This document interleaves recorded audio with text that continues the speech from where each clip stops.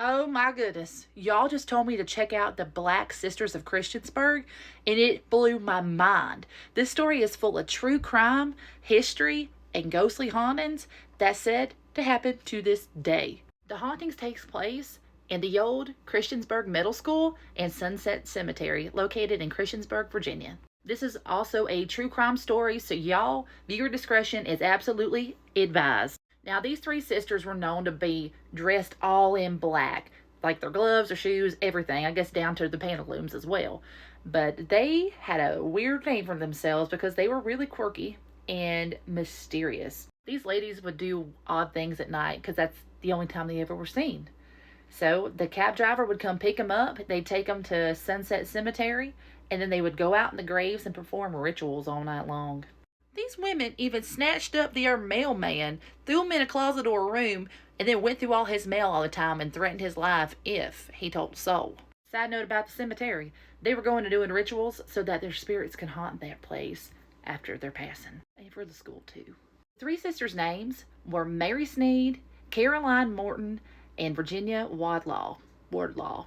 Yeah, that. Now, some of my research did show that they did spend a little time in Tennessee where they had a school there as well and it failed, but there's not a whole lot of information on what they did before they moved to Christiansburg. Roughly in 1902, Virginia moved to Christiansburg to open up her own academy, and it was called the Montgomery County Female Academy. Not too long after Virginia opened this school, she invited her sisters, Caroline and Mary, to come up there and help her teach. Well, weird things started happening around the area and at the school. Supposedly, there were multiple babies born on this property and they all went missing, especially one that was a controversial thing because the lady that had the baby was not married. And they took her baby and they never saw it again. Now, there is another story of where they had put the baby on somebody's doorstep and then they had went back to go get the baby from the woman and the woman would not get the baby back, but there is no proof of anything, and that's just two different conflicting stories that I found. Also, animals went missing all over the town and especially around the school, and that got people just a yapping. Another weird story that took place is whenever Mary had her sister Caroline go down to Tennessee to talk to Mary's son John, because she wanted John to come back to the school to be with the family and to teach there. Well, John was married, and when Caroline went there, she was so persistent that she was going to get John to leave his wife that John couldn't take it anymore. A big conflict broke out, and the police were called. Needless to say, John did not leave his wife at that time and go to Virginia with Caroline. But you see, these sisters were persistent, and Caroline was especially one that was extremely persistent, and she convinced John later on when she returned again to come with her this time, and he did. Well, on the train ride to Christiansburg, Virginia, John fell off the train and almost drowned. Even the conductor said that it was an accident, but other people believe that he was trying to jump to self-discontinue to get himself out of that situation because he knew it was going to happen, or Caroline pushed him. But y'all, after he got there and recovered from the almost drowning, he was found unalived. Allegedly, he was laying in his bed and a lamp or a candle fell onto that bed and burned it up with him in it. But oddly enough, he was covered in kerosene and so was the bed. And this took place a week after the sisters took out a insurance policy on him. Well, after John's passing was ruled an accident, Caroline's daughter Osie soon moved up and moved into the school. Then Mary's other son, named Fletcher Sneed, done moved up too. And this is where things get kind of See, shortly after them two came up, Fletcher divorced his wife and soon got with his cousin, his first cousin, Osie. And they eloped, and they were soon expected. It didn't take too long for the school to start failing due to all the rumors coming from the sisters and the women that attended the schools, because they started talking about how they'd wake up in the middle of the night and they would be surrounded by the sisters and they were chanting and doing incantations on them while they were asleep. Plus all the missing babies and just how odd the ladies in black were and mean.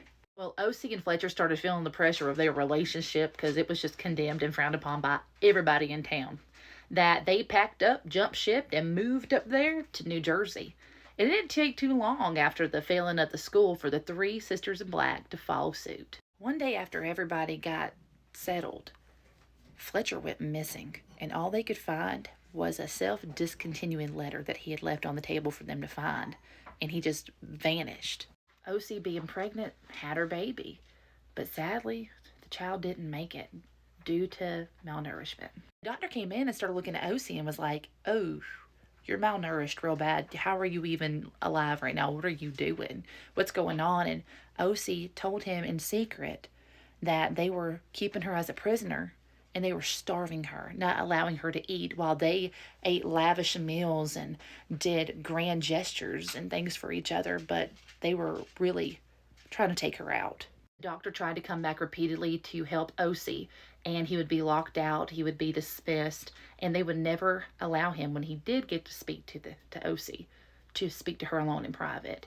And eventually, it just went somewhere real dark. One of the stories that I found, there's two different variations of what happened to O.C. One is that even though she was being starved to unaliving, that she was found in an apartment that had nothing in it. It was bare, and she was found in the bathtub, drowned. Another version of the story is that this house was filthy, covered in trash, and that it had been very well lived in, but she wasn't taken care of, and she was still found unalived in the bathtub. I would like to add that whenever Fletcher went missing, that the sisters tried to cash it on his insurance policy as well, but they couldn't do it because they filed illegal documents because there was no body. But they had the body of O.C.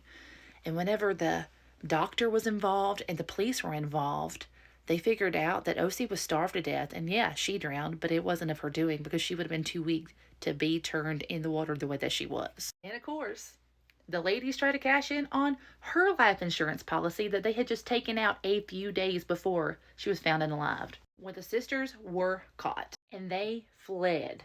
These are them. And y'all, I'm sorry to stop right here, but I have to. This is a long video, and we're going to get to part 2, like, now. So just hold your horses, because we're getting there. If you like this video, you know what to do, and y'all don't forget to follow me for more paranormal stories and part 2.